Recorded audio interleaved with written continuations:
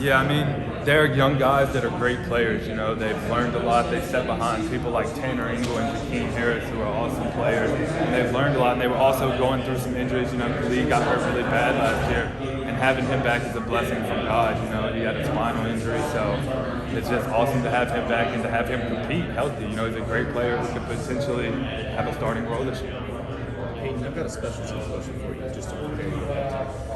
Obviously, everybody's focusing on the fact that you guys have like between 18 and 20, so many guys that are returning with starting experience. But you have the continuity of knowing that Christopher Dunn is one of the best kickers in the country. You have the continuity of knowing Trenton Gill has been a record-setting punter for NC State.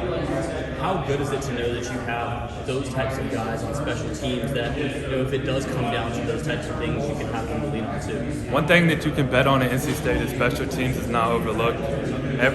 Every day we have special team meetings. Coach Goebel does a really good job of emphasizing what special teams can do for you and how special teams changes a game. So Christopher Dunn and Trenton Gill, who are probably, I think, two of the best at what they do, you know, are never overlooked. And it's awesome just to know, say we do have to punt, Trent's going to flip the field. If we do have to kick a field goal, it's going right down the upright. And kind of the same question there with Zonovan and Thayer being guys on punt and kick return. You know, having those kind of dynamic play changers, game changers that can do those types of things too. Yeah, for sure. I mean, special teams is you know, you can make or break it, and Thayer does a great job when he catches the ball.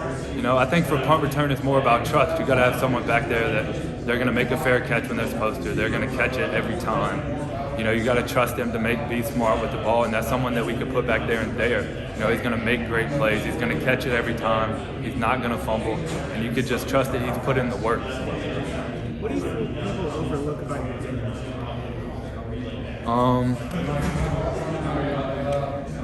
I know that people think I play hard, but I don't think they know how hard, and I don't think they know what I'm willing to sacrifice to win a ball game. And I don't think it's overlooked, but I just don't think people understand the true depth of like what I'm willing to do to win a football game, how hard I'm willing to play. I mean, you play with two dislocated shoulders. Yeah, I guess so. The linebacker corps is very experienced, and you have a ton of people coming back. How competitive is it in trying to get on the field and make a contribution? Yeah, I mean, this year, like Coach Dorn just talked about in our press conference, we have guys like Payton Smith and Christopher Ingram who haven't played since 2019 due to injuries, and they were two of our best defensive backs. And now we have guys who have experience and have been playing. So that DB competition is going to be awesome. We have some transfers coming in through the D-line. And, you know, I think every position has competition. I don't like even me or Devin. You know, I think we got to go out there and compete and show that we still earn this spot. You know, I don't think anything is given. What have you kind of seen from Jalen Scott? Of course, last year he contributed quite a bit. Yeah. What do you kind of see from him this year? You know, Jalen, when he first came in, Jalen was a young guy, you know, and then he developed fast though. And then when he was thrown out there, I mean, I think the first time that he played, he had to play in the Clemson game in 2019. He made some plays. And then last year, you know, he was thrown into the fire when we were injured or we were tired. Every time he came in, he knew what he was doing. I mean, against Duke, he won a game for us. Had the one-handed pick against Duke. And, you know, it's people like that everywhere on our team. We have people like Levi Jones. And then on the receiving corps, if Devin Carter or Mecca go down, you have someone that can come in and do the exact same thing. You didn't talk so much about playing hard. Is there an alter ego you step into when you're on the field? I think it's just people who haven't had long-term injuries don't realize how much they take the game for granted.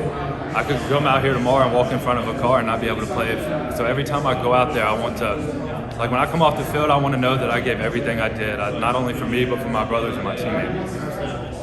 Is there a coach being in North Carolina? You got a cookout order? Definitely big double burger. Everything but mayonnaise. Not a mayonnaise guy. No mayonnaise. And then I get this might be weird. Don't judge me on this. I get a corn dog. Don't judge me. My God. But I'm getting the chili cheese fries with it. That's the meal. Huge iced tea. To piggyback off his question, for opposing fans coming to Raleigh for the first time, where do you recommend they eat and hang out before the game while they're there for the weekend? Right across from Carter Finley. There's a little spot called Backyard Bistro, and people weren't allowed to tailgate last year, so that's actually where my parents went and they would eat. And they said it was awesome. It was a great. I mean, there was no game day experience last year, and they said that they still had a blast. So I can't imagine what it's like right across the stadium. People out there having fun, having a great time.